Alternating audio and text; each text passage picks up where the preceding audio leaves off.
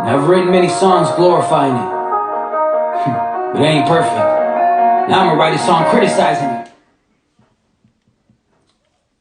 Rise now, we are just the empire of lies now.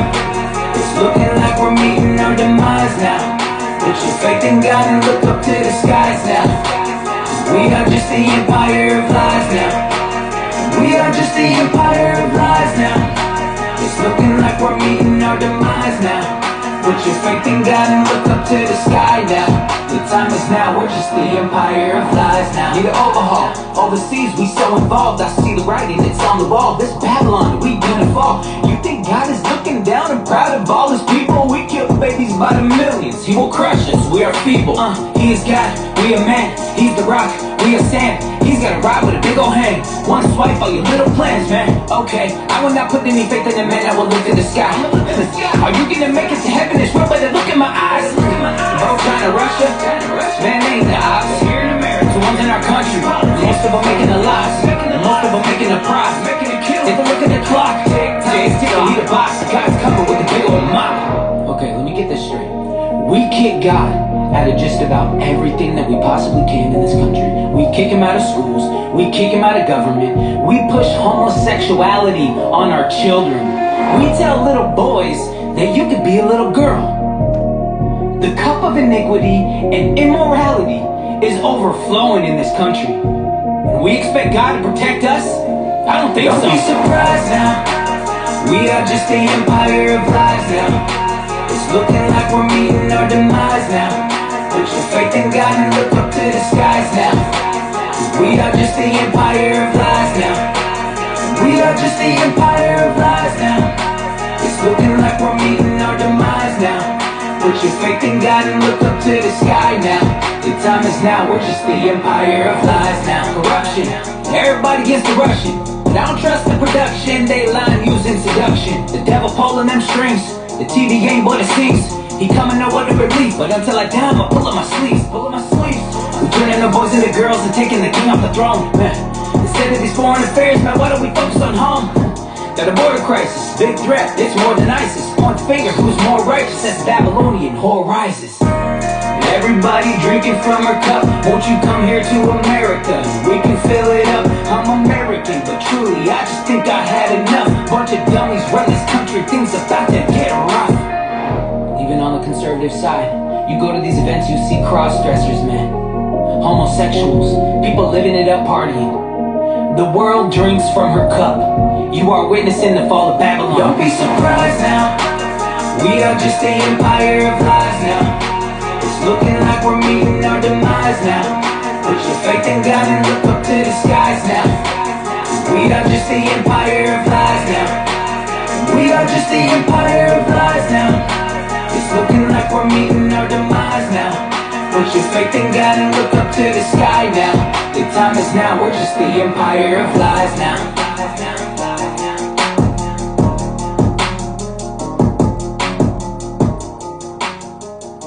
What up, everybody? What up? Thank you for joining again, y'all, for another episode of Most Hated Mondays, y'all. This is episode number 6, you guys. Thank you for joining me. In a few minutes, we got a very, very special guest, you guys. I can't wait to bring him on the show. Again, this is the 6th episode. I'm very blessed to even have this guest on my platform at this point in time.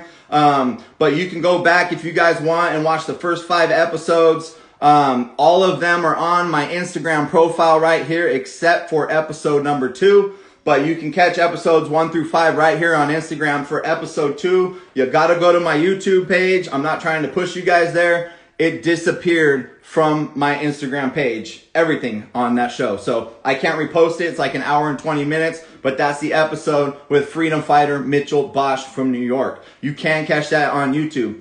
Episode number 3 with Dr. Assad, I put on YouTube and it got pulled down within 24 hours, but you can catch that right here on Instagram, you guys. So again, welcome to Most Hated Mondays.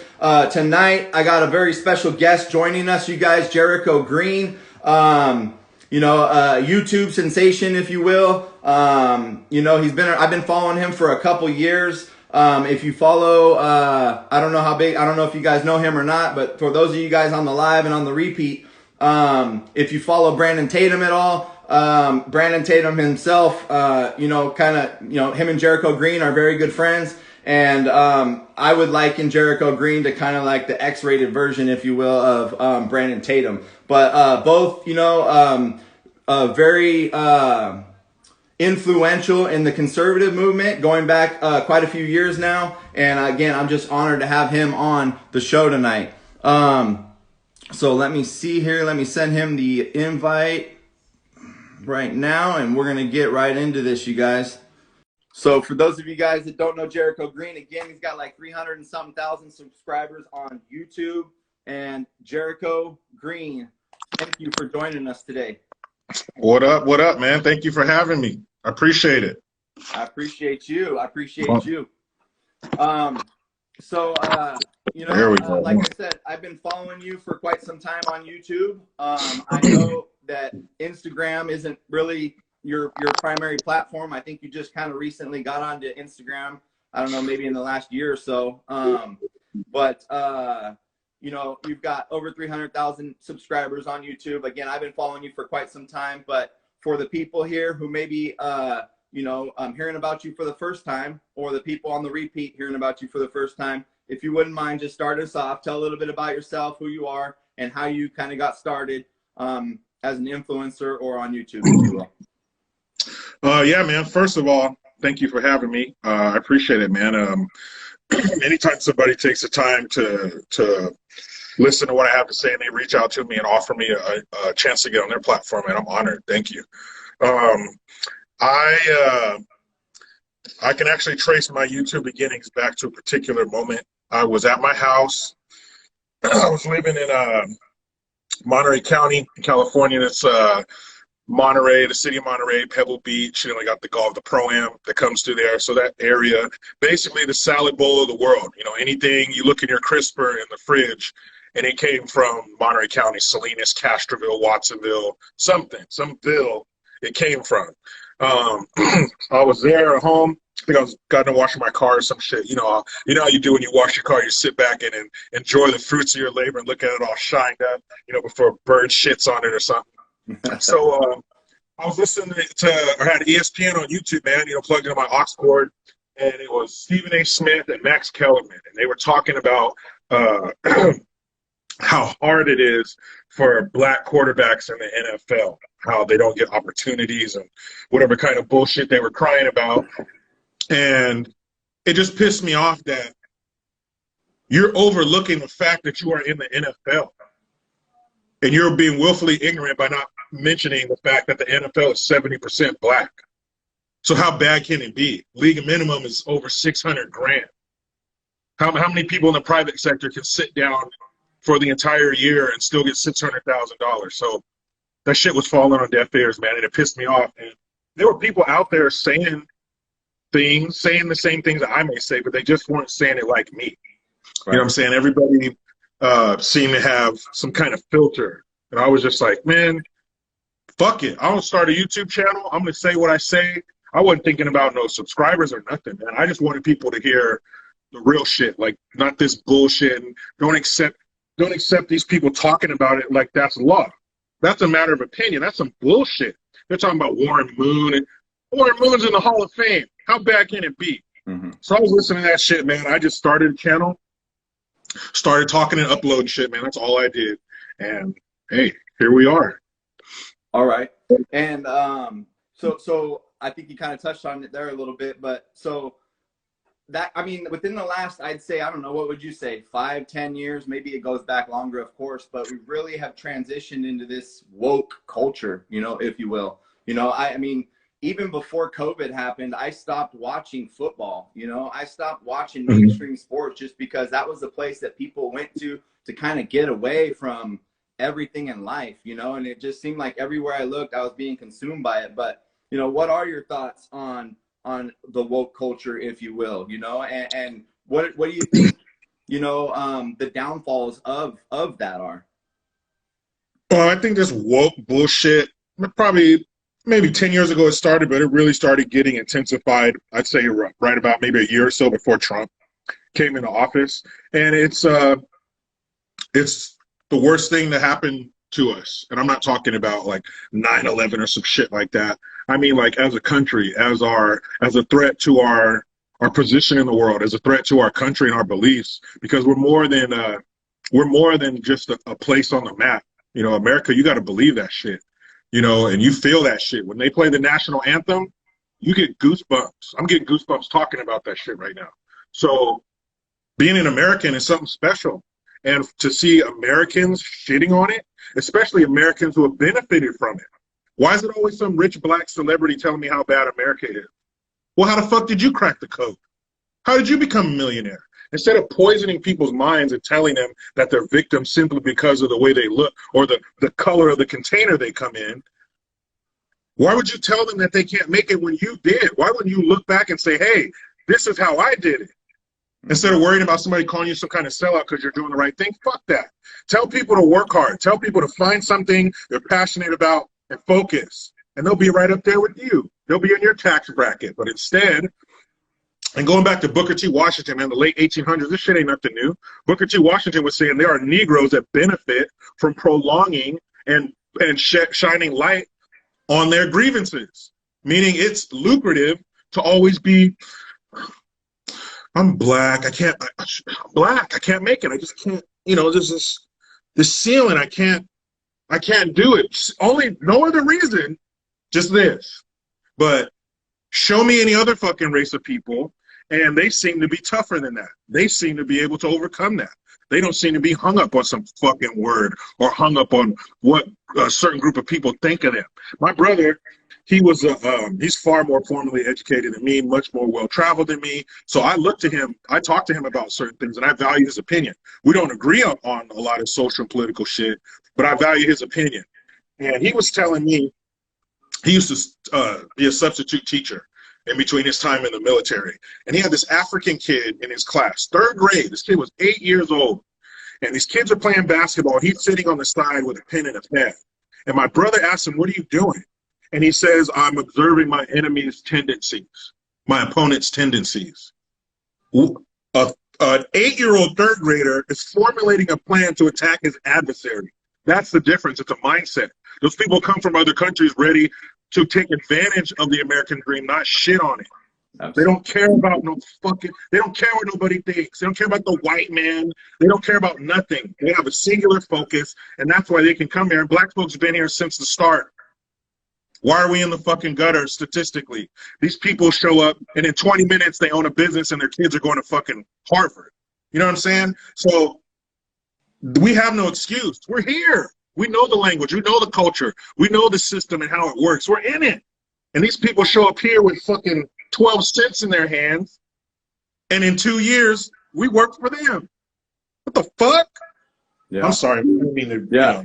No, yeah. And what would you, if you, I mean, there's a myriad of reasons, of course, you know, coming in from all different angles, but if you could say, what is the main thing? What is the main reason for what you're saying right now within, I hate saying this, but within the black culture? Say it. Say that shit. I hate putting people in boxes in general. We do that too much as a society, you know. We divide everybody on color, on income, on sex. You know, now we've got 25 different sexes. So I hate, that's why I said, but for the purpose of the conversation, why is it that in that, you know, community, you know, what you're saying, what is it that we can do to overcome that? Or what is the main reason preventing us from overcoming that? It's very simple, and people act like it's complicated, and some things are complicated, like, you know, trigonometry and shit, but this is very simple. It's the family. Every financially successful group in this country has the lowest out-of-wedlock birth rate. First, it's Asians. I think they're like 17% or something. That's another thing. People think white people are on top of the heap, and they're just fucking throwing money in the air and swimming in their vault like Scrooge McDuck. No. The most financially successful people in this country are Indians, they're Africans, they're Asians, and then white people, I think, are like number 5 or something like that.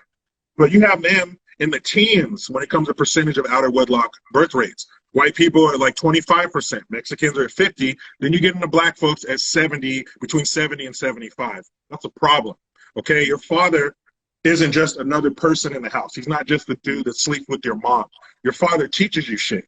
I believe if you have a daughter, as a father, you're teaching her what to pick. And if you have a son, you're teaching him what to be. So a lot of that shit, kids just pick up just by being around you, just by seeing you.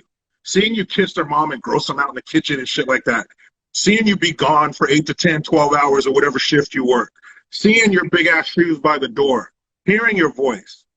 When my wife calls me in the room to handle business with the kids, I can hear the kids saying, no, don't tell dad. That's how it should be. Right. Dad brings a certain energy. So does mom.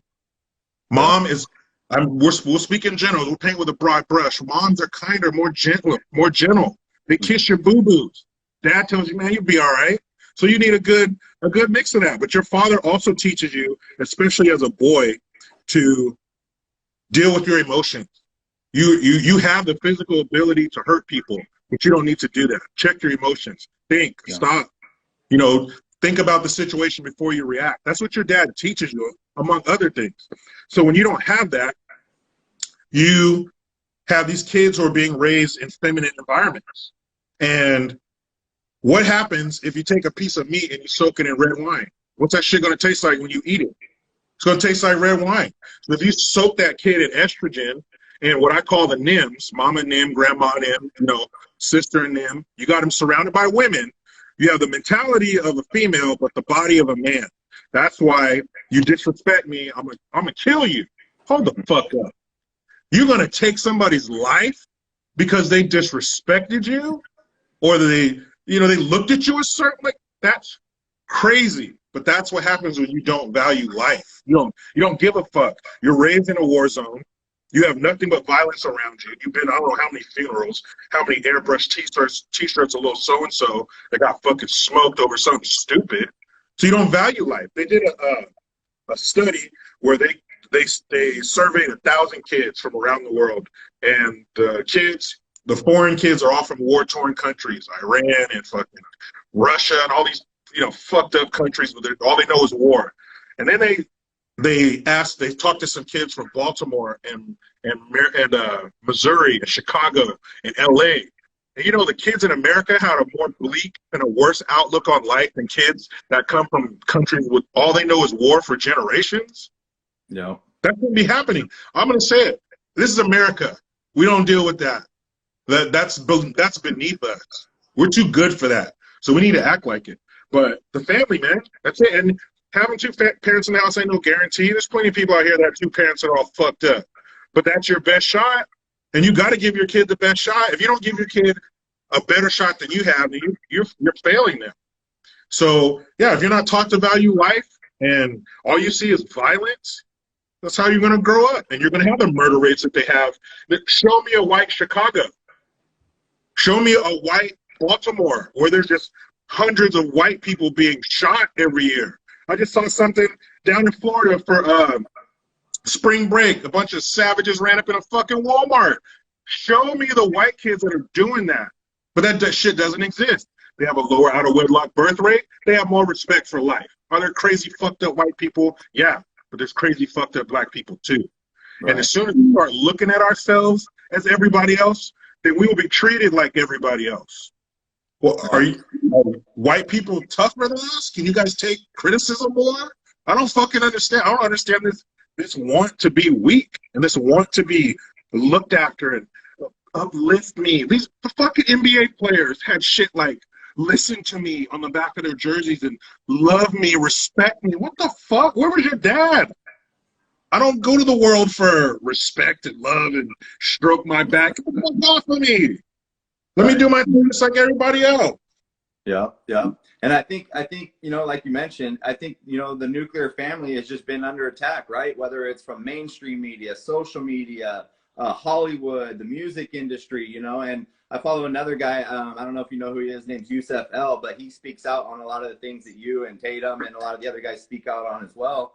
And it's just like, he basically breaks it down and he's like, look, man, our community, speaking on the black community, is under attack, from these, and we just fall for it, like they're setting our whole they're driving our culture, proliferating, you know, sex and all this immorality and all this stuff. And he says that, you know, the black culture falls for it, you know, and when you look at the role models there, you know, he's, you know, I'm speaking for him, but athletes and musicians and, you know, and so how do we change and how do we improve that family structure in that community?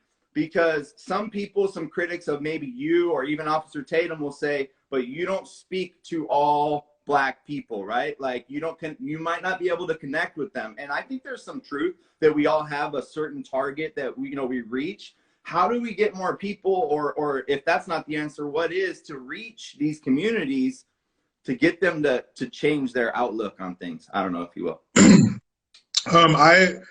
I say to them, they don't speak for all black people either. Black people don't all have the same experience. And why do they want that experience to be the ghetto?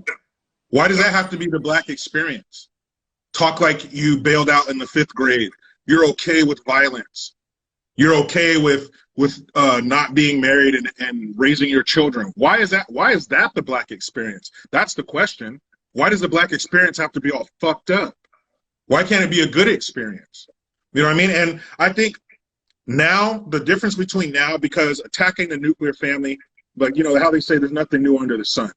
But I think what is new and unique is that we're under attack from all of those people you mentioned at once. Like the song you were playing when you opened. Mm-hmm. We're hit by all angles with this shit. Gone are the media that would watch our back and say, hey, this is what the government's trying to do. You know what I'm saying? Gone are the government. Is the government that's supposed to look out for us and do the right thing for us. They're gone.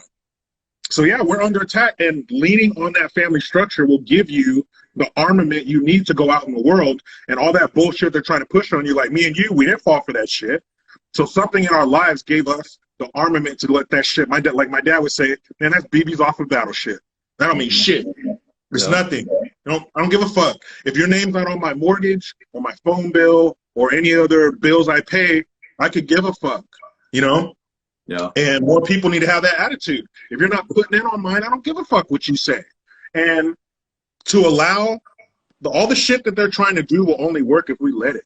Like them trying to get after our kids and shit in school, teaching them all this weird ass LGBT, what I call the alphabet soup group, and the Ku Klux Trans. And I call them that because the Ku Klux Klan was the enforcement arm of the Democrat Party. The Ku Klux Trans are the enforcement arm of the LGBT alphabet soup group, all that crazy shit. It only works if we let it. It only works if there's enough parents sleep at the wheel, or even worse, who are aware of it but want to use their kids as some kind of badge of fucking honor. Look at how accepting I am. Look at how I have a trans kid. Oh my can I speak of that? I want you to speak on that, because one of my favorite videos that you have is talking about Dwayne Wade and Gabrielle Union's him, right? Him.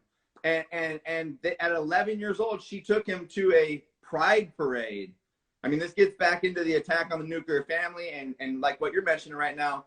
Speak on that situation and people taking their children to pride parades and the whole transgender. I know you were just starting to hit on it, the transgender movement now with athletes and everything. What the hell's going on? A few years ago, I did a video on D Wade, and Gabrielle Unions is his new wife. That's not that kid's mom. So I think that's some trying to get back at the mom shit from Gabrielle Union's part. She took that boy to a pride parade in Miami. For some reason, a Miami pride parade just feels a little more gross than one that happened somewhere else. Now, if you're 18 and you're a consenting adult and you want to go down there and engage in all kinds of fucking debauchery, do your thing. It's no place for an 11-year-old kid. I don't give a fuck if that was my kid's real mom. If I come home and I found out my wife took my son to a pride parade, that could be it. You could get your walking papers for that shit, because ultimately I'm responsible to that kid for their well-being. And if their mom is fucking with their well-being, then their mom has to go. But all these people were like, oh, that's so awesome. You took them to a pride parade. Oh, that's cool. And in the video, I was like, the last thing I want to be is an animal in the sewers after a pride parade in Miami. Come on now. There's live action pornos going on. What's dude with suspenders on and a kiddie pool around him, sloshing? He pays dudes to piss in it. So he's walking around with dudes piss slosh. You want your 11-year-old to see that shit? That's disgusting. Some shit kids need to be kept from. We not only owe them a responsibility to protect their bodies, we owe them a responsibility to protect their innocence. Let them be kids. Don't give them no heavy ass shit to contemplate or think about. Don't inject that into their minds. They're too impressionable. Fuck off.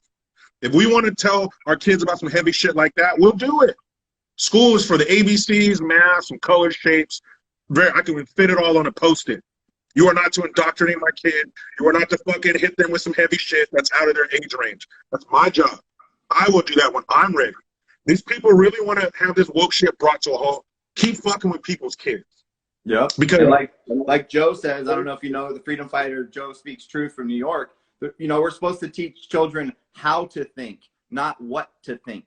You know, exactly. And they're just completely indoctrinating our children in the school systems nowadays. You know, what effect do you think that this whole transgender, LGBT, and the whole woke culture is going to have on our society? And if it's being pushed by the mainstream media, social media, again, how do we, you know, being solutionary, how are we going to combat this? You have your platform, but are you enough? I mean, are you alone enough? You know, I mean, how do we combat this? The few things that we're talking about. Bro, we got to keep our finger on the pulse of what's going on in the classroom, man. We got to watch our kids because they're the softest targets. That's why they're going after them. They're not going after us, you know, where our minds are hardened. They're going after the kids. Hey, don't tell your parents. Don't tell your parents. Just keep that between us. Whoa, that's weird. That's fucking weird. The only way is to keep our eye on our kids and not let them push that shit. And hopefully one day soon, all those people who are supposed to be watching that will maybe start doing that again. Like, why is the government not slapping this shit down like the ridiculous nonsense that it is? Like, you look into the numbers of transgender people, they're like less than 0.5% of the population. How the fuck do they get this loud bullhorn and this tall soapbox that they stand on? What the fuck happened? I think it's because we have no natural predators. We're living good. Ain't nobody fucking with us. We got plenty of live streaming, all these, you know, different platforms to watch, and we got plenty of food. Now we got Amazon to bring that shit to your house in like 20 minutes. So we don't got shit to worry about. So we focus on bullshit. Like, Trent, what the fuck? Who are these people? I don't even know any. But, you know, now everybody's scared of being sued or being called a racist. What happened to not giving a shit, man? So what? If it ain't true, so what? I tell, like, one of my friends, he's white, he asked me, well, if somebody accused me of racist, what do I say? Don't say shit. Because when you start naming your credentials, then you sound like you're racist. You sound like you give a fuck about this. Ignore it. I don't owe you no explanation. I'm not because I said I'm not. Fuck you, period. Yeah. But it's perversion, man, and it's something, it has to come from the inside. We are too big and powerful to be taken on by another enemy, even if it's China. Any country that lines their tanks up against our tanks, they're going to get fucked up. So nobody's going to try that. But something so big and strong, a disease will kill it. Like our government going against us and our government lighting up the fucking White House in rainbow colors. You might as well pull your pants down and bend over and hand China the KY jelly. If they even plan on using it, they might want to go in dry. But you might as well bend over and give it to them. What message does that send to the world? That shouldn't be important to us. Number one, you're too small of a percentage of the population to give a shit. Everybody deserves basic human rights and equality under the law, period. But we ain't lighting shit up. We're not shaping policy and criteria. Fuck that. That's crazy. And what's wrong with calling people mentally unstable? If you think you're born in the wrong body and you're willing to have your tits cut off or you're willing to let somebody origami your dick into a vagina, that's a problem. That is a problem. It is. And for our children to even be being introduced to this, but to be influenced, you know what I mean? From a peer, from a social perspective, from the movies, from the social media, again, all of these platforms and powerful entities pushing this narrative, you know, it's sickening, you know. kind of transitioning a little bit into current events or into politics. Were you a Trump supporter? Are you a Trump supporter? Oh yeah, I voted for him. If he wanted to run again, I'd vote for him again. You know, I'm not just because look at the alternative, but he was a good president. He's a great president, man. I know he's not polished. I know he's uncouth. He's brash, whatever you want to call him. He was a bull in their china shop, man. He wasn't beholden to them. He wasn't in bed with them. He was a businessman who was handed some fucked up books. And he looked at the books and said, "You're spending money on what? And we're getting what in return? No, no, no, no. Get rid of this. Get us out of that. No, tell him to shut up. No, no, no." He came in because America's a business, so we need a businessman to run this business. Trump was a great president, very unpolished. Maybe he and I didn't care how often he tweeted. Sometimes it may have been a little too close to sensitive information, but man, I don't give a fuck. He ain't my dad. I don't need him to tuck me in at night. You get your ass out there on the world stage and you make sure I'm number one. You make sure our needs and our wants, and I don't care what it is. If the American people want it, give it to us. You make sure that the rest of the world is looking at our balls and asshole. We are the lead dog. Your view never changes. Ours does. We're in front. Remember that shit. What's the problem? Remember, this was supposed to be World War III when he sent a tweet to Kim Jong-un calling him Rocket Man. No, that's how alpha dogs work. I'm pissing on this tree. Fuck around if you want to. No. That's it. And they got it. Next thing you know, he's reaching across, shaking the hand of the South Korean president. When the fuck does that ever happen? So yeah, Trump was great. If he ran again, I'd be really interested to see who his vice president is, because I don't think DeSantis is going to take a back seat, nor should he. But yeah, if Trump threw his hat in the ring, fuck yeah. All right, and what again? You voted for him last time. Did you vote for him both times? Yeah, you voted for him both times. So, I sure did. A lot of conservatives, if you will, again putting people in a box, but a lot of conservatives have given Trump some criticism, maybe rightfully so, maybe not, about his push, obviously, of Operation Warp Speed and some of the comments that he has made after the fact, kind of, I guess, to paraphrase, some people would say, kind of negating the injuries or the deaths from the vaccine, saying that it was safe, and kind of taking credit for the vaccines. Did that sway you at all? And what are your thoughts on Operation Warp Speed and him speaking the way that he spoke about the vaccines? Do you have any issues with it whatsoever, or what are your thoughts? I think that he was put in a unique position. I think in a perfect world, we could say that, man, he shouldn't have bent to that pressure, but I think that he had to.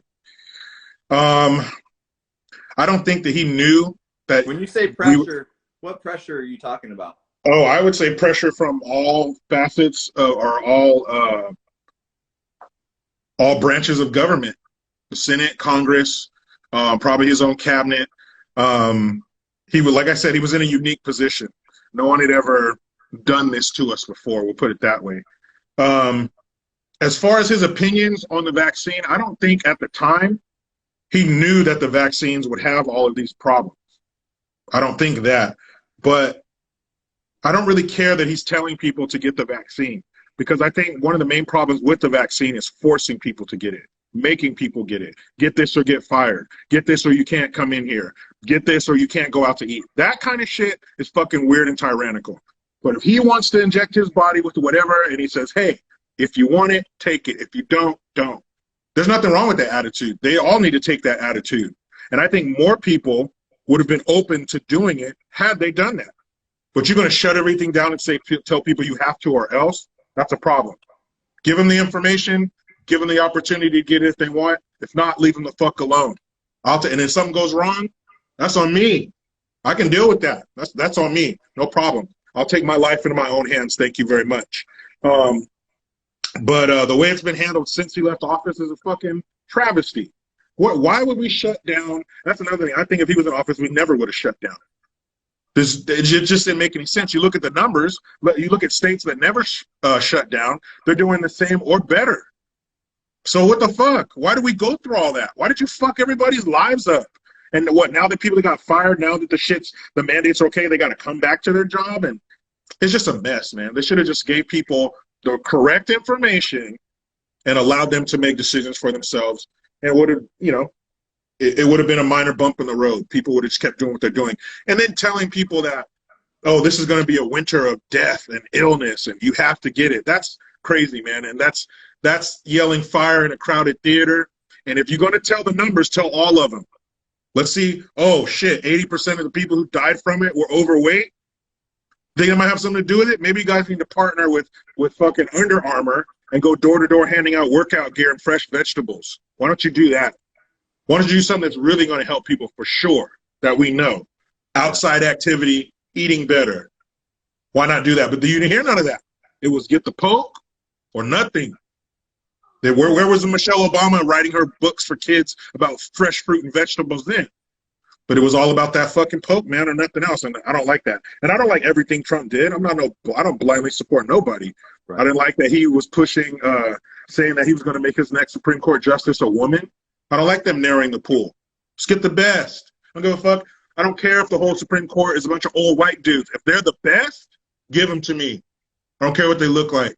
I need them to be the best. If you needed surgery, but the only surgeon, the best surgeon was Indian, but you know, since you're white, you're racist, so you're going to pick the white surgeon who was third in his class. No, you're not. You want the best, so give it to me. No.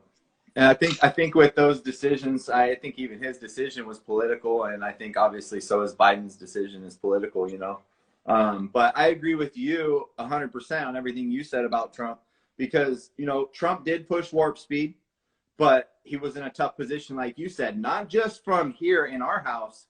The whole world was going through this thing, and everybody wanted that vaccine right away. Everybody just wanted to get back to normal, right? But a lot of people wanted that. And they said, and it was an election year. Let's not forget how they brought this whole thing about, right? But they said like 90% of Democrats and 50% of conservative voters wanted the vaccine. So he pushed what the people wanted. But I vividly remember this in June of 2020. 6 months in, I mean, everybody kind of went locked down for a couple of weeks, right? All this, everybody did around the world. 2 weeks to slow the curve, right? Yeah. But in June, I specifically remember him, and this is 6 months before the vaccine ever even came to market. He was telling everybody to open back up, because I live in California like you do. I live in Southern California, and he gave Gavin Newsom everything, where Gavin Newsom was praising Trump. Trump gave everybody everything they asked for. They never used it. They wasted all the money. And then Gavin Newsom came crying back, I want more money. Trump said, I ain't giving you any more money. But, you know, the influences from the outside at the beginning, you know, was way too much for him. He had to do it. But he said, open up 6 months before it came out. And he never would have mandated anything. And he was putting pressure on all the blue states to open up. He basically he would have exposed them not opening up. You know, and so I'm with you, but, you know, a lot of people, some of the comments he's made afterwards, and people want him to say this. They want him to say, yeah, it's injuring and killing people. So that, and this is just me, that's political suicide. He's a politician. The way he played it the first time, I'm a believer. I didn't ask you, but I believe he won, and they stole that shit, that election. So with that being said, he played his cards right, in my opinion. He played to the voters as a politician who are devious and manipulative by definition. That's just, you know, so I'm with you. I don't agree with everything Trump did, but he did what I thought he had to do in an election year. And now people want him to say it so they can flip it and say, oh, Trump's over here taking credit for warp speed. Trump's over here taking credit for the vaccine. And did you hear what he just said? It's killing everybody. Oh my goodness. He brought this to us, and look what he's going to flip it. And now he just lost his base. He just lost, and when I say they, I'm talking mainstream media, social media, and everything in an election year. So his foundation and his base, you said it, and I said the same thing. He ain't making me take shit. Like, no. There ain't nothing he could say to make me take that. And with all the information at your fingertips now, and you still make it, and how can you blame that on another man? That, you know, that's the way I look at it. Final thoughts on that subject. Yeah, man, that's some weak shit. And why is Trump why is his name still in their mouth? Why are you still worried about that man? He's been gone for more than a year. It's on Biden now. And Biden took the framework that Trump built and gave it to him. Here you go. don't fuck this up, Joe. Joe said, what? Fuck this up? Okay. And that's what he did, shutting us down. That shit was wrong, man. And I don't know if we can ever recover from that fully. I think that they tainted a generation of kids. I think that by putting them in masks and shit and taking a year away from them in school, because that bullshit year where we had our kids at home, that wasn't no fucking school year. That was some bullshit, because we're not teachers. The teacher is more than just standing in front of the class and reading some syllabus. We're not teachers. People's schedules aren't set up to be teachers. Their economy may have shut down. Everybody's life didn't shut down. I still had to work. My wife still had to work. So fortunately, I work nights, so I was home during the day.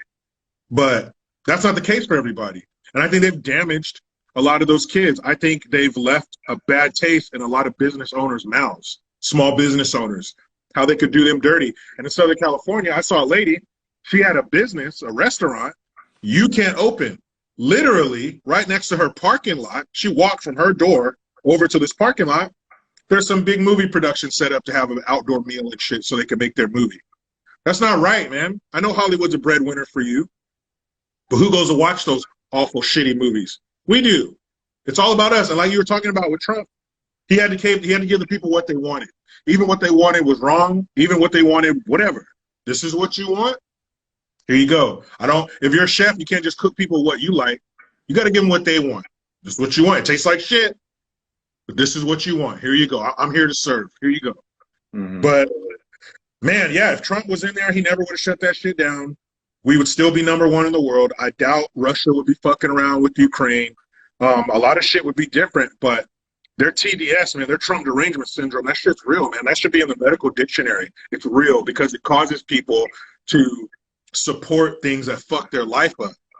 Like, even when Biden was running for president on the campaign trail, how could you watch that dude speak for more than 30 seconds and not lose your faith in the Democratic Party? That dude is a mush-mouth fucking idiot. I've said in some of my videos, he needs to be sitting in a wheelchair with a quilt that his dead wife knitted for him, feeding stale bread to the ducks. That's where he should be, not at 1600 Pennsylvania Avenue with his hand on the button, going over to Poland, making us look like fucking idiots. After he sends Kamala over there, and Biden said, "You think she's stupid? Wait till I get to Poland." Wait, what do you call Kamala? I call her the Ugandan nightmare. She's a politician who went horizontal so her career could go vertical. She did that shit in San Francisco when Mayor Willie Brown was the mayor of San Francisco. She slept with him. He was married. She banged him. Next thing you know, she's DA for the city of San Francisco. That's documented. He admitted it. And so that's what she is. For those of you guys that don't know, go follow. I'll let him plug it later, but go follow Jericho Green on YouTube, okay? Obviously, you guys are still here. One of the most entertaining guys that I've ever watched. You know, I mean, I'll say television, but I don't even watch television anymore. But YouTube, obviously, is the main platform. But he's got names, y'all, for practically everybody. So they're fucking hilarious. You guys got to hear some of them. I haven't given you a chance to say it, too many of them yet. But I haven't heard you say this one in a while, or I'm sure you probably have. But you have a new name for Biden, which is the... Oh, Bidenus Pervertus. That's his Latin name. But he's our grandpa in chief. Mr. Hey, this isn't the mall.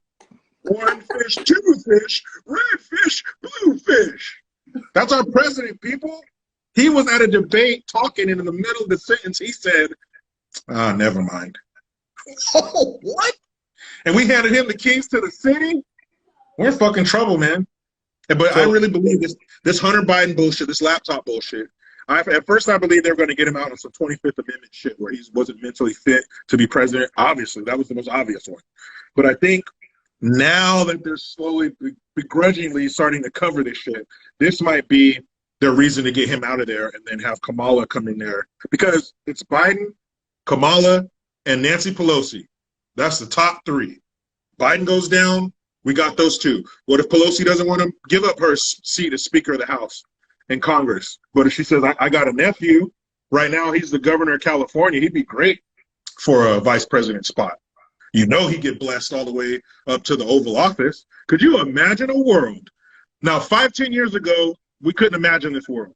But could you imagine a world where Kamala Harris is president and Gavin, I call him Gavin, bang your wife Newsom, is vice president? Well, I mean, no, I don't want to imagine that world, but I have imagined a world with, I mean, I haven't gotten too far, but with Gavin Newsom as president, because a few years back, I forget where I heard it, but they said they're grooming Gavin Newsom to be the next Democratic, the next guy. Holy that shit. Is just, that's disgusting to me, because right now, all the things we talked about, we did not talk about the border. And maybe we can transition into that right now. But Texas is literally at war right now. They're being invaded right now. And I forget the numbers, so please everybody bear with me. Y'all can go back to the map, to the Electoral College map when you're done, and look up how many Electoral College votes you have when you count California, New York, Texas, and shit, what's the other big one that they got? I don't know, but basically it's like 200, and they only need like 20 electoral votes from the rest of the United States. So once they capture Texas, and that's why I'm concerned about DeSantis leaving Florida. I don't know when his term ends there, but we got to make sure we have somebody in Florida who can hold that state down for I hate the political system. And again, that's a conversation for another day, but we live in it right now. So I'm a big Trump DeSantis guy. I know you mentioned that earlier. But Texas is under attack. They completely open the floodgates to our borders, bringing in their voters. And by the time 2024 comes around, what is Texas going to look like? And I don't see really a lot of people talking about that right now. Yeah, man. It's a shame, because Texas has always been Texas. Don't mess with Texas. Everything's big in Texas. Texas has been that state we can look to for some clarity. A state that's not going to fall for the bullshit. It's starting to. Texas is becoming Austin. Austin is a California satellite office. That's what that is. That's just a piece of California moved over to Texas. And like you said earlier, though, it's cancer from within that's tearing our country. Yeah, you can't tear this big bad body down with anything on the outside. It ain't going to happen. We're Mike Tyson in 1985. Ain't nobody touching us from the outside. But like Mike Tyson, his downfall came from the inside. But Texas, leaving that border wide open, and what they're showing us is that we have to have the memories of an elephant when it comes to this shit. Because what you're telling us is our border, don't give a shit. The vice president, we named her border czar. That means that is your primary focus to carry out the policy of the acting government as a border czar. I don't even like the word czar. That's some Eastern European commie shit. I don't even like that. I think Bush was the first one to bring that shit in. But that's what she is. So you're telling us that our border, like Chris Tucker and Fifth Element, I don't give a fuck about that. But a border that's 6,167 miles away in Ukraine, oh shit. Everybody put your blue and yellow stickers on your fucking Instagram. All you guys wear another country's pin at our fucking State of the Union address. Where is the loyalty? We ain't wearing no other country's fucking flag in our hallowed hall. Sorry. That's what they do. Ukrainians, hey, oh my God, it's a travesty. GoFundMe. Putin's a monster. We have to, NATO's right there waiting to get involved. You shoot one bullet over into Poland, we're on you, Russia. But our own border, where it's fucking up our lives and it's changing the face of our country, they could care less. Remember a few months back, 10,000 motherfuckers under an overpass on the border of Texas? And as they process these people, they just let them go into the interior of the U.S. and say, hey, in 2 years, I need you to come back here where you'll possibly be deported. Can we trust you to come back? Oh, yeah, I'll be there. 90% of them don't come back. No shit. And actually, the fools who do come back, what's wrong with them? You've been released into the greatest thing this planet's ever seen. By the tens of thousands, what is that, 1.7 million a month? Is it a border anymore? Because a border implies some kind of separation between something on one side and something on the other. I don't think it's that anymore. It's just, they're just ringing the fucking dinner bell. And black folks are going to sit there 90+%, pull the lever for a Democrat when they're pushing you out. Maxine Waters, her district is in Southern California. That bitch has been there since 1991.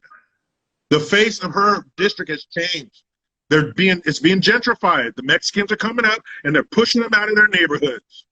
You don't speak Spanish, you don't get a job here. And they're moving them out. And them fast food jobs and shit, cutting grass, that's a young man's foot in the door to the workforce. But they're pushing them out. You got schools where 93% of the kids can't do math at grade level. What is she doing? If you're not doing your work, what are you doing? Because these kids are dumb as shit, and you're not doing nothing about it. You're letting these illegals come up and push black folks out of their homes. But out of the other side of your disgusting James Brown-looking face, you're going to pull over when you see a cop pulling a black person over. Oh, I'm just making sure you're doing your job. Who's making sure you do yours as black folks are pushed out of your district? I don't give a fuck. But again, who's pulling the lever for them? Who keeps giving them work? Who kept re-electing her since 1991? Why are there no term limits? You people suck. What job in the private sector could you perform like that and keep your job? Jason, we see your sales are down 93%. Get them next year, buddy. Keep coming back. You're down 93%. We'll see you next year. No fucking way. You'd be fired. The ink wouldn't be dry in your contract. You'd be fired. But somehow... that reminds me of Gavin Newsom when the shit first hit the fan. He said we're gonna have 20 million cases within 3 months. That's half of the entire state.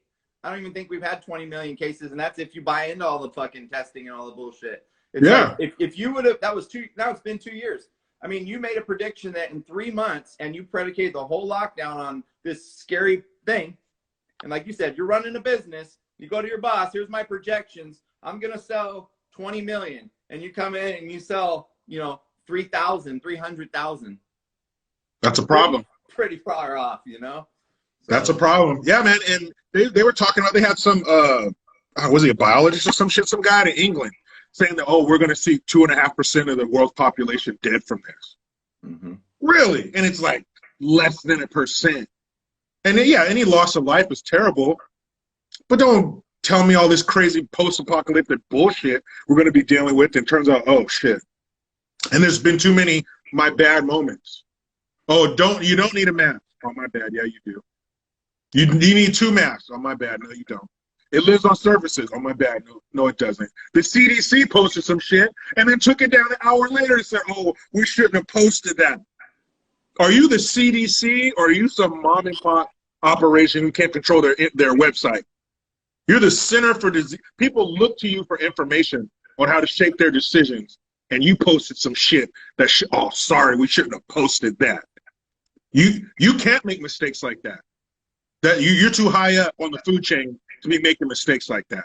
You can't be doing that. But they keep moving the damn goalposts. You had Nancy Pelosi in Chinatown in San Francisco talking about, come on down. Don't be afraid of the Chinese people. Come on in. Come to find out, the shit came from China. My bad. And your business is shut down. You can't get your hair done. You can't go get your fade in your lineup. You can't meet up with your boys. But she does. She goes into it. She calls, hey, open up the shop. Lori Lightfoot in Chicago. America's fucking shooting range. And you got time to get your hair did? Talking about, I'm a public official. I need to look good. Well, guess what? You don't look good. Physically or otherwise. So where do these people... I've thought this since this whole bullshit, man. When there's shit like this happening, our government needs to take on the attitude of a police department trying to find a serial killer.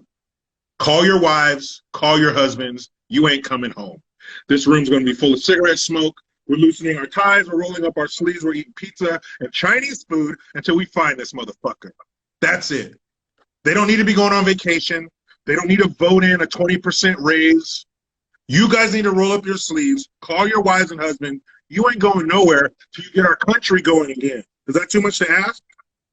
You can't leave when your shit's done, right? But you guys are going to take the month of March off? So how important is this shit if you can take 30 days off? We can Well, we got what, 900,000 containers in the harbor of LA, and Pete Buttigieg is on paternity leave.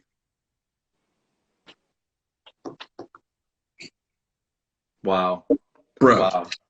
Absolutely crazy, man. Absolutely crazy what's going on. And you know, the game of charades is played right in front of our face, you know, and there's still people falling for this shit. You got China now going back through lockdowns and everybody talking about a new variant. And, you know, it's funny because I'm real big into the whole PCR testing. That's kind of like my avenue I went down with this whole thing. I'm well versed on it. But right now, the United States, and right before I came on with you, I just read, was it Canada? No, it was the UK 2 months ago. So the UK 2 months ago and the United States both basically ran out of money to do testing. So right at the end of January, they ran out of money, coincidentally, when all the cases went away, right? And so, but now you're hearing and you're seeing China, Israel, 15,000 cases. Obama 2 weeks ago tested positive. Hillary Clinton tested positive. Jen Psaki, Karine Jean-Pierre, the spokeswoman, a cruise ship just docked in San Francisco. Kamala, the Ugandan nightmare's husband, the Israeli prime minister, and Elon Musk. All these new world order people, now that there's no money to send out and give us all free tests so they can proliferate this whole thing, they're all testing positive. And then what are they saying? Oh, but I got the vaccine and I'm okay. So yeah. Is COVID coming back? Are we in for another round of this variant that Fauci, you know, warned us of? And what's crazy too is I saw today that Biden said if a new variant comes out, we will have vaccines ready to ship within 100 days. And now, is this a new variant? Are we about to see this shit roll in again? Because I'm seeing like, it's like deja vu with China all over again right now. Mm-hmm. Excuse me 1 second. Yep. So I don't know. What do you guys think? Because I'm starting. Oh, there he is. Yeah, I just had to turn the fan on real quick. Of course, man. When this shit hit us in what 2019 or whatever, they were fishing. They threw their line out to see what they would catch, and they caught a whole lot. So yeah, they're always going to, when they need it, they're going to pull out another variant. What was it? Omicron, right? But then that turned out to be, well, not as severe, easier to catch, but not as severe as the original, what I call the sweet and sour sniffles. And I called it that because it came from China. But I think whenever they need it, they're going to roll it out. Whenever Biden is losing, whenever he's fucking something up, they're going to bring this out. And how Fauci still has a job, how he was the highest paid government official, what does that tell you, man? There are so many fucking red flags that we can't even see past them all. But yet these fools there's still enough dummies to keep this fool in power, man. And that's the sad part, is our own citizens are giving us up. I see people riding in their cars alone with masks. I seen a dude who had a mask on, his girl didn't, and they kissed each other through the mask. What the fuck is going on here? When half the people have it here or up here, how do they even work? If my mom's friend made me a mask on her sewing machine, is that going to stop a virus? Probably not. But you don't have enough N95 masks to give us. And how do we get the masks from the same people that made the fucking problem? How in the fuck do we get our masks from the people that created the reason for the mask? That don't make no damn sense. Why do we let China buy up farmland? Why do we let China buy up land near military installations? They are it's like in the NFL where you see the opposing team hanging out on the field before the game or trading jerseys after the game. What happened? Ronnie Lott didn't do that shit. What are you talking? We're combatants. We're enemies. I can't treat you like a friend. We're not. So you're going to give me a pandemic, and I'm going to come to you for the cure or the mask or the medicine. That don't make no damn sense. There was a time when our government wouldn't have fucking done that. The people wouldn't have let them. That shit blows my mind, man. And I know I'm no Rhodes Scholar, but letting your enemy buy up property in your country and getting your medical supplies from them can't be smart. And so, and you say that, and it's ironic that you say that, because in Australia, And in Australia, for sure, I was supposed to have Romeo Georges on. I don't know if you know who he is, but he's in Australia. And I heard him speaking that they're buying up farmland in Australia too. And they're obviously buying up land in Canada as well. And so how much of this is our enemy versus, well, I guess either way, is this China infiltrating all of these countries? And how are they able to do this? Because, and I'll just throw it out there. I mean, I believe, and I'm pretty confident in it, they're doing it through our politicians. They're buying out our government. They're buying out our politicians in exchange for favors, right? This is nothing new to any of us. They're doing it in Australia and Canada. And as soon as we left Afghanistan, who slid in? Boom, right? China. So how do we, I'm going to transition to this. You can speak on the China influence thing, but also, if you don't mind, how do we take corruption out of politics? Because we're not the only ones with it. Australia has a lot of corruption in their political system. Canada does as well. All of these New World Order, for lack of a better word, countries have a lot of corruption in their political system. So the golden question I always like to try to ask people, because we all talk about all the problems, but how do we fix this? How do we take the corruption out of politics? Well, I don't think we could ever take it all out, because as long as there's people involved, there's going to be some corruption. That's for sure. But we can definitely lessen it. And I think one of the reasons, and probably one of the ways, and probably the main way, is term limits. We have to physically remove these people from office. You can't be in there for decades. Now, hey, if you're a fucking star and you're just this awesome congressman or senator and you just keep nailing it and the people keep putting you in there, shit, man, hey, maybe they don't want no term limits for you. I don't think that person exists. And even great ones, even even let's say Ron DeSantis made it to be a senator or governor, or I'm sorry, a congressman. As good as he is, we still need new blood in there. We need new ideas. We need somebody, you need fresh eyes on it. You've been in these halls. Go ahead, man. How many terms or how many years do you think we should put the limit at? It doesn't, just off the hip. Just like the president, 2 terms. Whether that be 2 years or 4 years, 2 terms. That's it. Let somebody else have it. Let somebody who's been seeing it from a different angle get in there. Do you believe in age limits? I gotta say I do. Yeah. You gotta have some life experience. You gotta have a little grit to you. Maybe 35, is the youngest. But hell yeah, we need Dianne Feinstein, our senator from California, last year just put in her paperwork to run for office for another 4-year term. If she gets elected again, she will be 95 years old when she takes that office. At 95, hey, every old person ain't Jack LaLanne, all right? Every old person's not, man, if my body was just as sharp as my mind. You're into your 90s. You got to go. It's time to ride off into the sunset in your rocking chair, play with your grandkids, your great-grandkids, whatever you're into. It's time for you to focus on that. Why would you want to do that?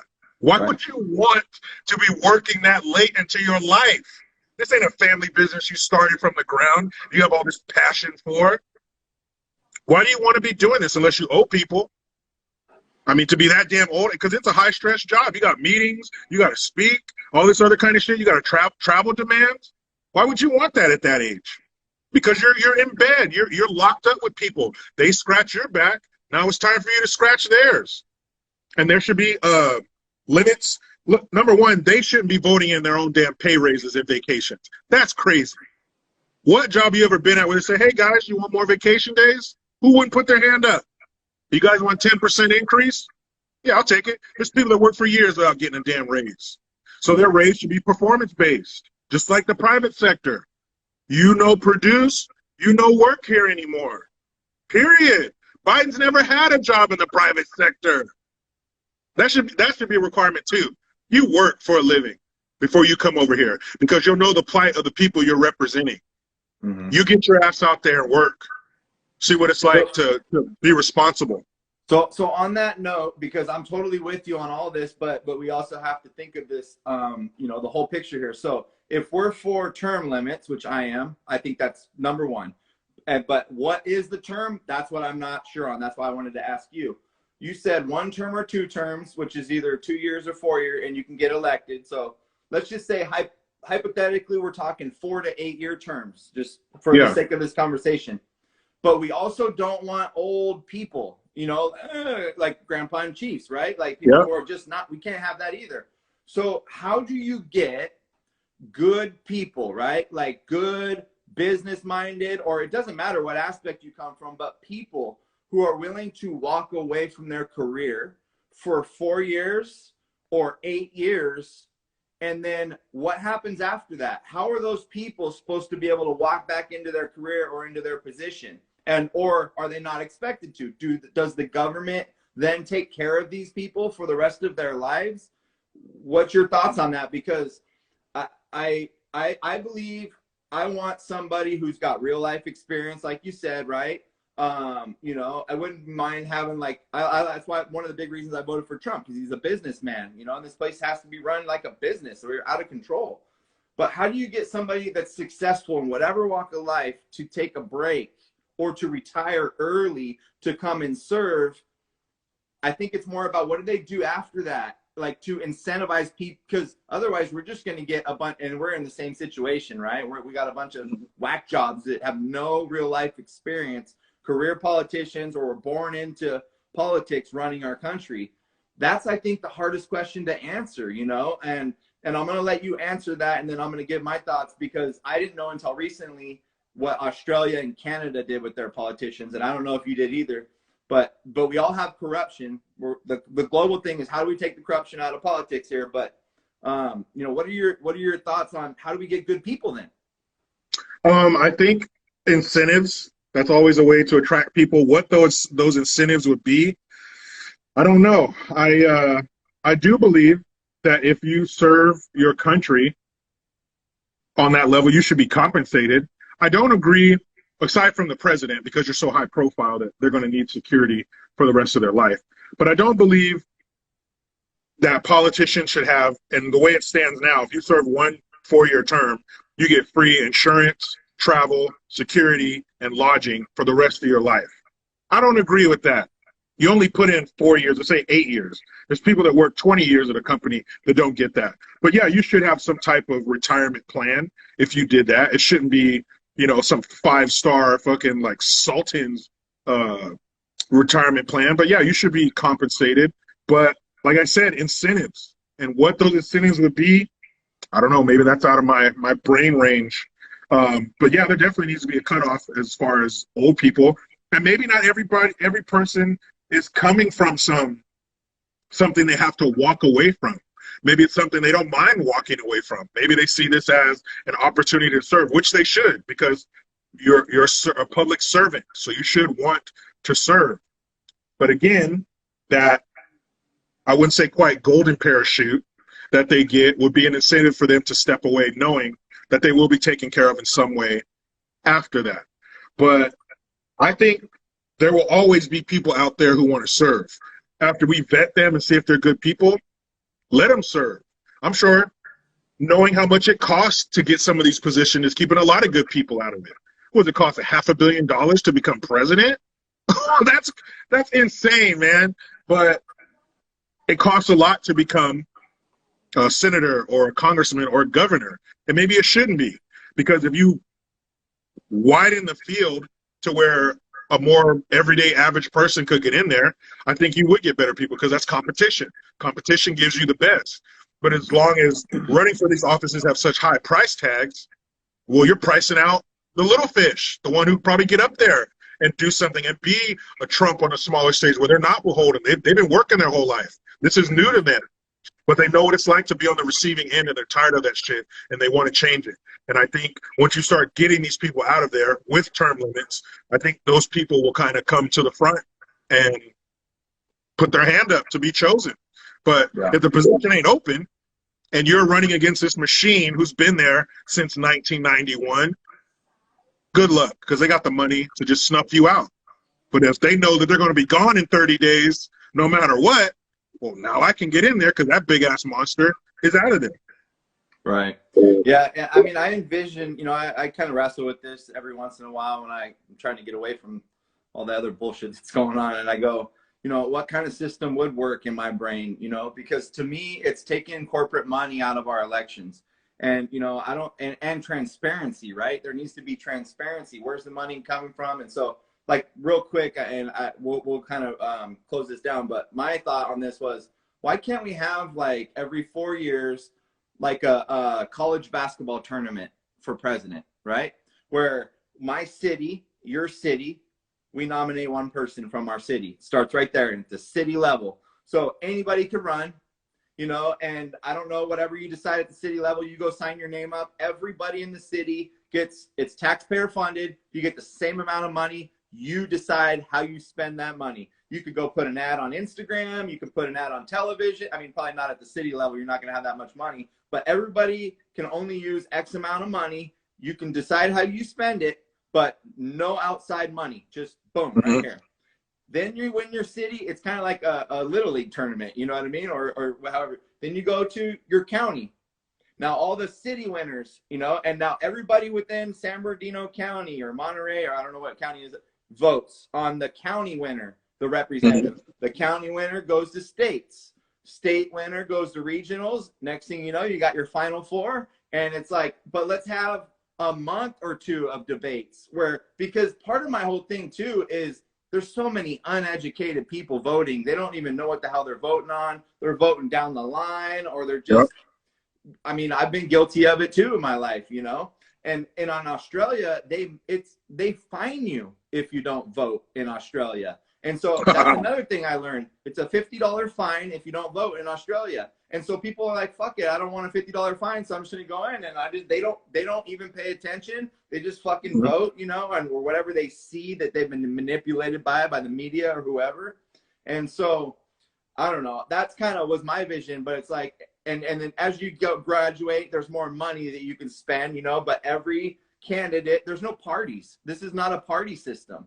You know, this is just the best people from your city that go to county, go to state, go to regionals. There's no Republican and Democrat. It's just people. We just vote for the best person. And it's like, maybe that's wishful thinking, you know, because there's a lot of money involved in politics. So how do we get that out of it?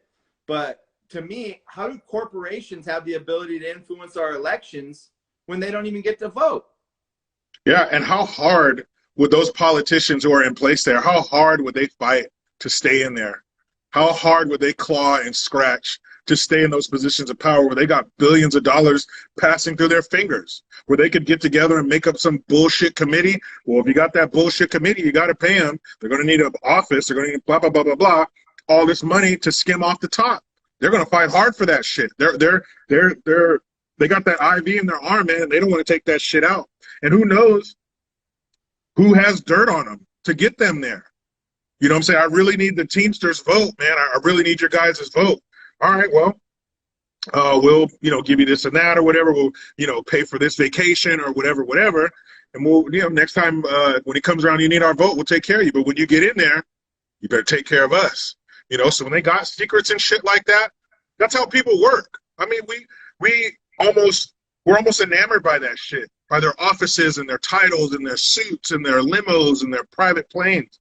That's how people fucking work. It's all about getting hooked up. It's not what you know, it's who you know. And if somebody does you a favor, you got to pay them a favor back. It's that fucking simple.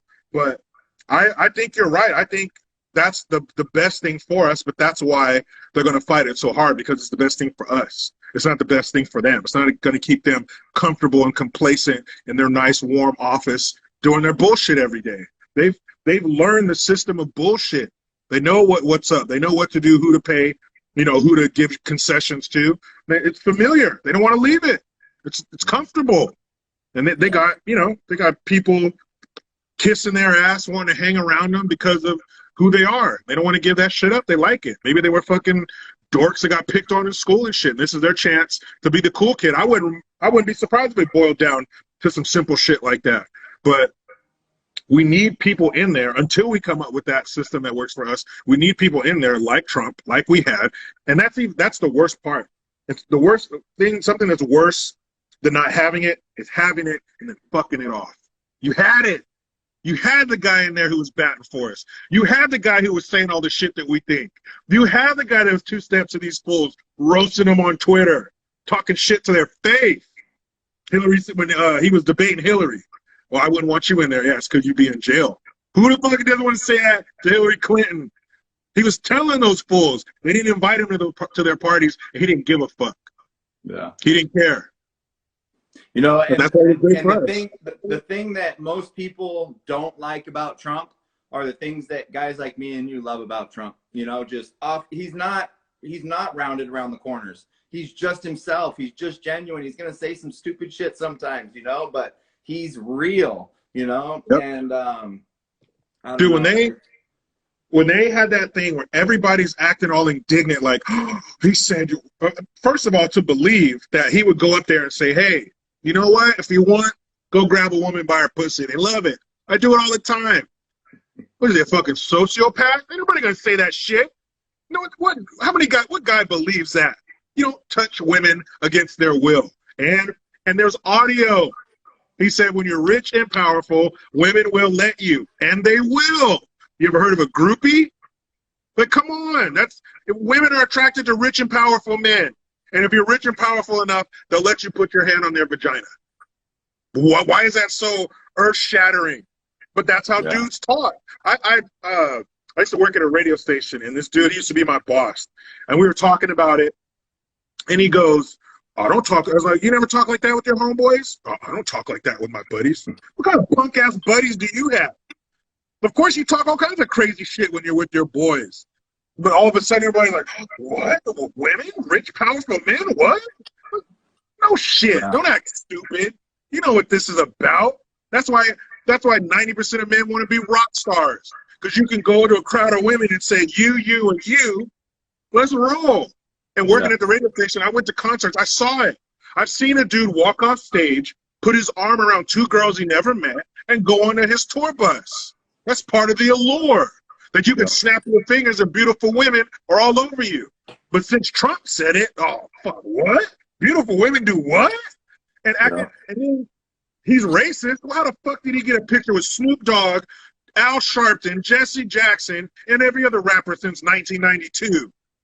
Now he's a racist? So either he hid it from you, or you're a dumbass and you're lying because you know damn good well that man is no fucking racist. Yeah. But I don't know what happened. All of a sudden it became cool to say he was, but they weren't saying that when they were cheesing it with them and then mentioning him in rhymes. I'm the black Donald Trump. I'm the hood Donald Trump. Fast forward to 2015, now he's a racist piece of shit. Man, fuck these people. It's crazy, man. It's crazy, you know. But like I said, I don't know if you saw his speech in Georgia, which you can't even find it on YouTube. You know, they completely censor him. I don't even know how he's going to be able to even get his message out there. But, man, he must have said the F-bomb like 2 or 3 times. He said shit like 3 times in his last speech. And I was like, man, I miss this guy. You know, I just miss the guy who's just like, you know, he was talking about global warming and John Kerry. He's like, everything that's going on, you got John Kerry out here talking about fucking global warming and how the ocean's going to rise 1 inch in a fucking 300 years.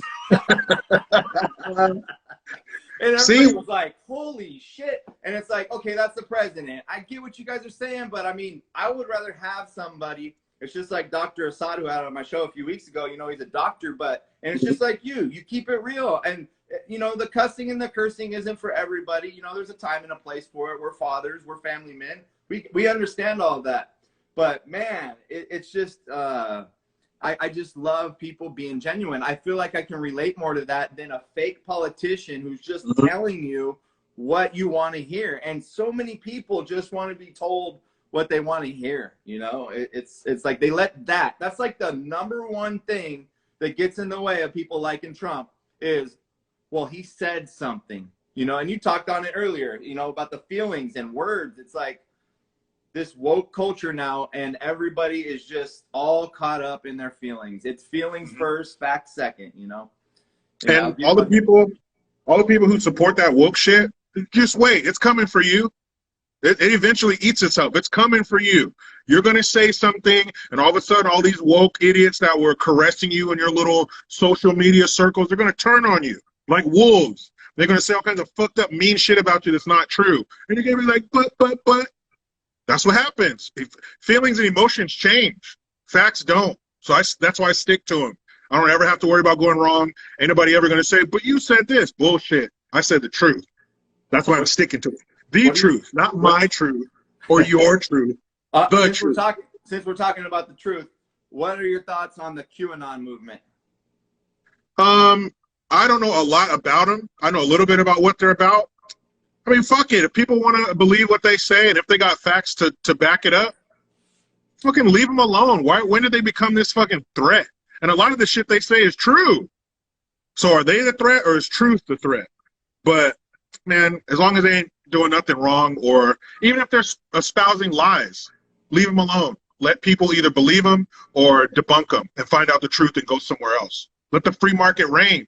It don't matter. It don't matter if they say, I want to go outside and kick puppies. That's fucked up. But if people don't like what they're saying, they're going to tune out. If people like them, leave them the fuck alone. Just like with Joe Rogan. Why did he, leave him alone. If people like his Spotify and $100 million, who gives a fuck? Leave people alone. Let the free market decide whether they're good or bad. And I think you nailed it there, is we all have the ability, especially when it comes to social media, which is really what I'm talking about, because that's the only place that QAnon people have their influences on social media. But we all have the ability to hit that unfollow button. And so we don't need Instagram, we don't need Facebook or somebody else to, try to tell us what's true, what's not true, or what we shouldn't see or what we should see. You're absolutely right. I have my own thoughts on QAnon. Most of the people that follow me already know. I agree with Craig Long in here when it comes to QAnon. But Craig Long, that's my boy, man. But Shout out to Craig Long.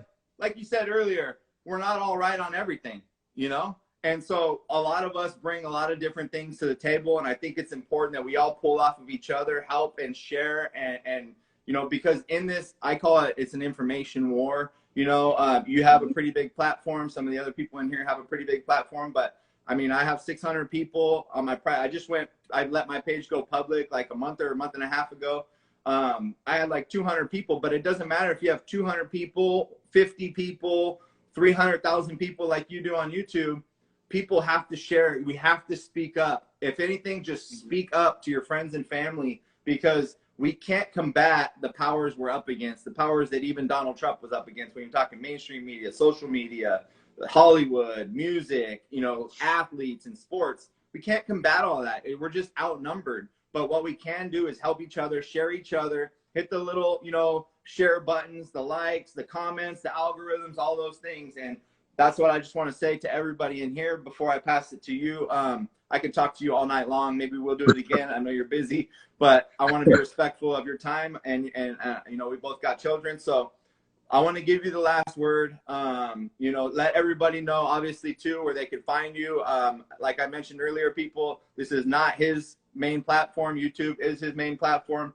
But again, Jericho, thank you so much. You did not have to do this. I appreciate you taking the time out of your day and out of your family to come on and speak with me. Somebody, you didn't know me from anybody, but it's a true testament to who you are. And I'm a believer that you speak your mind, but you speak your mind based on facts, and you support everything that you say, and facts don't hide. And so, I hit you up. For the people here, immediately you responded back and said, absolutely. You probably didn't even know who the hell I was. You probably looked, whatever. But it's just about sharing information. And so, again, I want to say thank you. And for everybody in here, before I hand it back to you for the last words, make sure you follow Jericho Green on all platforms. So, again, thank you, Jericho. Thank you for all that you do. I'll keep, helping you, promote you in any way that I can. And God bless you. God bless your family. And I'll give you the final words. And don't forget to end it the right way.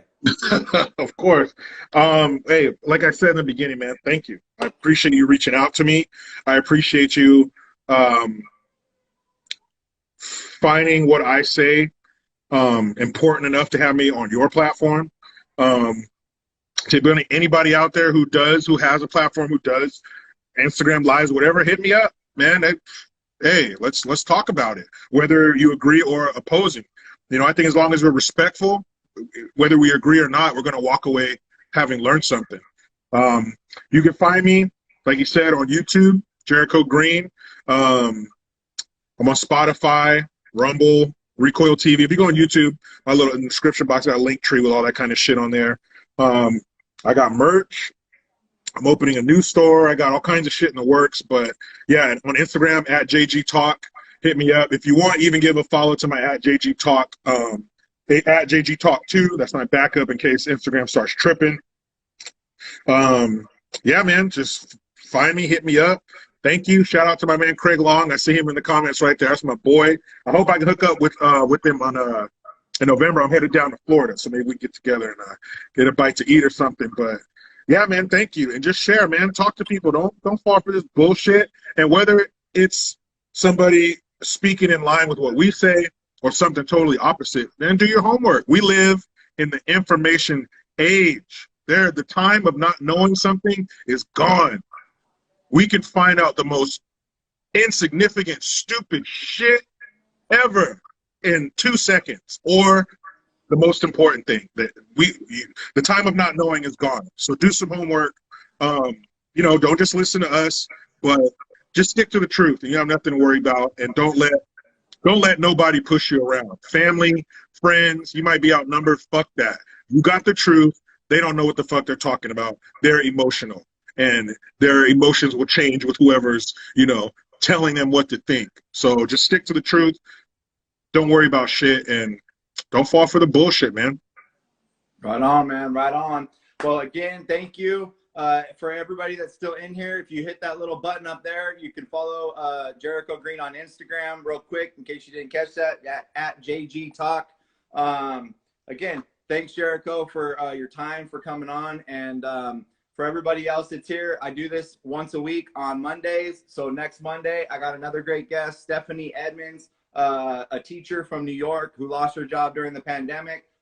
She goes by Teaching Liberty. So, you know, I appreciate if you guys can tune in next Monday. I just do it once a week, try to stay consistent with it. But again, Jericho, thank you very much. And we will see you guys next Monday. Appreciate it. Have a good night, y'all. I'm going to end with a new song by Tyson James called Get Behind Me, featuring Bryson Gray.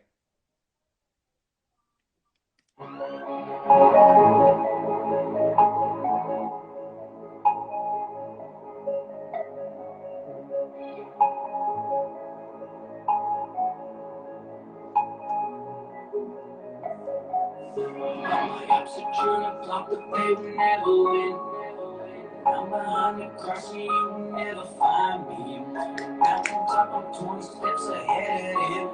You fixing all your phonies, you can get behind me. Oh, you race baiters, you stealing chains, you a slave labor. Not trying to be a friend, I'm a game changer. You follow the crowd, there's a way greater. But killing babies in the room, I want to take that to my room. I just took my mother, get back on your broom and get out of my city, my kids won't be groomed.